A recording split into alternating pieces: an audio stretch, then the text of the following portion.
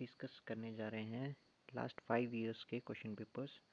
तो डेली जो हमारा सेशन होगा उसमें हम 20 क्वेश्चंस लेंगे। सो आज का शुरू करते हैं फ्रॉम फर्स्ट 20 क्वेश्चंस। तो जो पहला क्वेश्चन है, for a car there should be a, so इसका राइट आंसर होगा option B, driver. Next question है हमारे पास, most essential for a student is, option A है हमारे पास studies, cloth, sleep and food. तो इसका राइट आंसर होगा A, that is studies. Next है हमारे पास question number 3, danger always involves number 1 enemy, number 2 fear, number 3 attack, number 4 help. तो थर्ड का राइट आंसर है fear.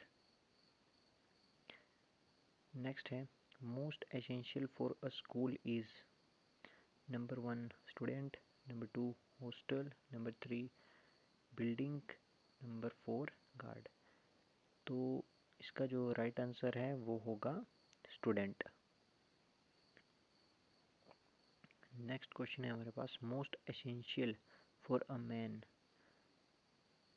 Is, number 1 leg, B eye, C ear, या D heart. तो fifth का जो राइट आंसर है वो है D, that is heart. Six question है, how many small cubes of 1.5 centimetre side can be formed from a cube of 6 centimetre side. तो ये जो है हमारा जो क्वांटिटेटिव एप्टीट्यूड है उसका क्वेश्चन है। तो सिक्स्थ का आंसर जो है वो होगा 64। नेक्स्ट क्वेश्चन है question number 7, which one of the following is different from the rest. तो 4 ऑप्शन हमारे पास दिए गए हैं, wheat, groundnut, gram and mustard.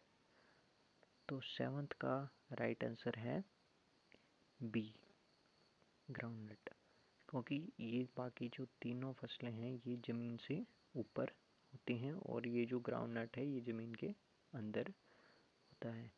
और नेक्स्ट है 8th question, as tailor is related to cloth in the same way cobbler is related to which. तो 8th का जो राइट आंसर है दैट इज ए, लेदर, इसका राइट आंसर होगा। Next है 9th question,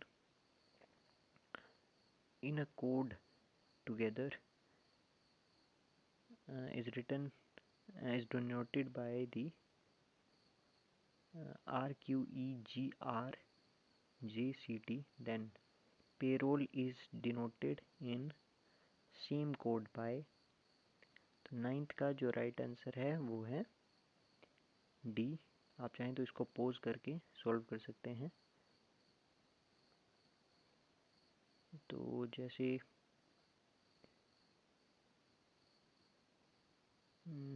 10th question है, from 3 to 41 how many such numbers which are divisible by 3 and the sum of their digits is 9 are।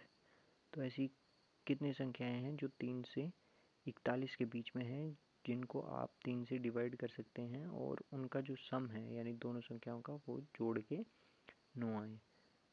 तो इसका जो सही answer है वो है 4। नेक्स्ट है, Vijay's position in is 14th from upward in the class and 43rd student की class में जो है उसकी 14th पोजीशन है। What will be his position from downwards. तो हम 43 में से 14 माइनस करेंगे और उसमें एक प्लस कर देंगे। तो इसका जो राइट आंसर आएगा वो आएगा option number C, that is 30।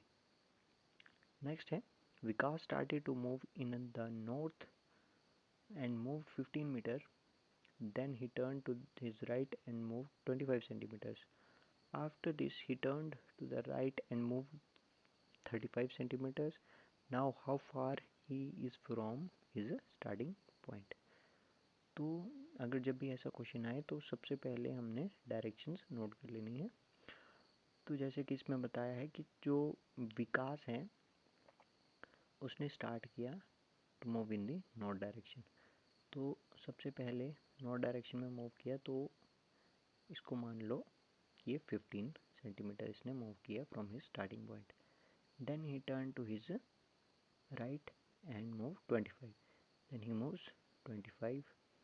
Then he turned to his right and move 35 meters. तो ये आ गया हमारे पास 35 और ये था हमारे पास 15 और ये था 25। तो ये साइड भी क्या आ गई हमारे पास, इसके पैरेलल है, तो ये आ गई 25। और हमने स्टार्टिंग पॉइंट से निकालना है, तो ये जो है ये आ गई हमारी 10, दैट इज़ सॉरी ये आई हमारी 20, 35 माइनस 15 20। नेक्स्ट अब हमने इसको ये निकालना है, तो हमारा जो फॉर्मूला होगा वो लगेगा हमारा 20, बार इसको रिमूव कर देते हैं, तो वो लगेगा हमारा 20 स्क्वायर प्लस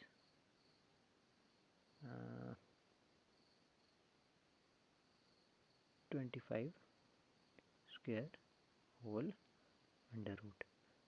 तो इसका जो आंसर आएगा वो आएगा हमारे पास 32 मीटर्स। नेक्स्ट क्वेश्चन है, which of the following organisation is oldest. तो ये जो 4 ऑर्गेनाइजेशंस दी हैं आपके पास, इनमें से सबसे पुरानी बतानी है आपने कौन है। तो फर्स्ट है ILO, बी है IMF, सी है FAO एंड डी है WHO। तो इसका जो राइट आंसर है वो है ILO, that is option number A. Next है 14th question, in which year was the Indian Space Research Organisation ISRO founded. तो ISRO की जो फाउंडेशन ईयर है वो कौन सा है।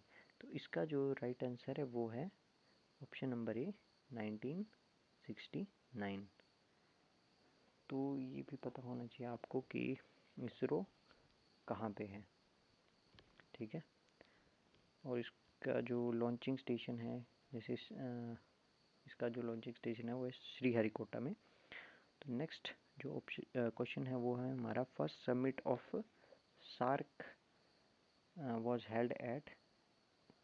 ऑप्शन ए है Kathmandu, B Dhaka, C New Delhi and D Colombo. The first जो सार्क की मीटिंग हुई थी, समिट हुआ था, वो कहाँ पे हुआ था। तो इससे पहले आपको सार्क का पता होना चाहिए। तो सार्क की फुल फॉर्म होती है south Asian association for regional cooperation. तो इसका जो राइट आंसर है वो है ढाका।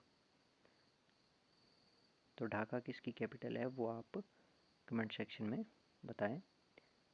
नेक्स्ट है 16th question, which one of the following is not a millennium development goal of United Nation. So 16th का जो ऑप्शन राइट ऑप्शन है वो है option number C, that is reduce birth rate and death rate. Next है Amnesty International is. आपके options हैं an inter governmental agency to cater to medical emergencies in war ravaging regions, B है हमारे पास non governmental voluntary organisation to help very poor people, C a global human right movement, D an agency of United Nation to help refugees of civil war. तो 17th का option जो है right option जो वो है C, that is a global human right movement. Next है who has written the book Two Lives. जो Two Lives book है वो किसके द्वारा लिखी गई है? तो इसका जो राइट आंसर है वो है B, that is Vikram Seth के द्वारा।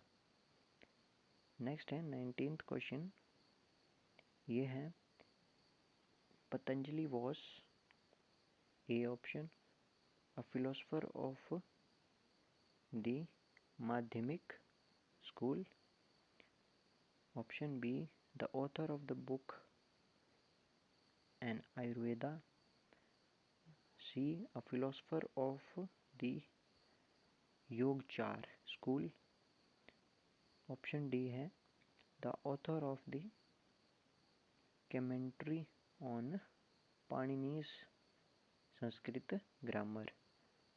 तो इसका जो राइट आंसर है वो है option number D, that is author of Panini's Sanskrit grammar.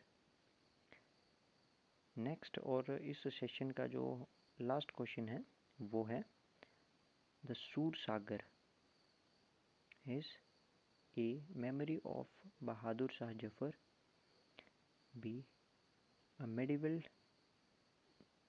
treatise of on music composed by Tansen, C a poet work of Surdas, D none of this. तो ये है option number C, that is a poetic work of Surdas. तो ऐसे ही daily जो है हमारे 20 questions आते रहेंगे इस चैनल पे, सो आप इस चैनल को सब्सक्राइब कर देना। और ये जितने भी क्वेश्चन हैं वो लास्ट 5 ईयर्स में पूछे गए हैं क्लर्क के एग्ज़ाम में।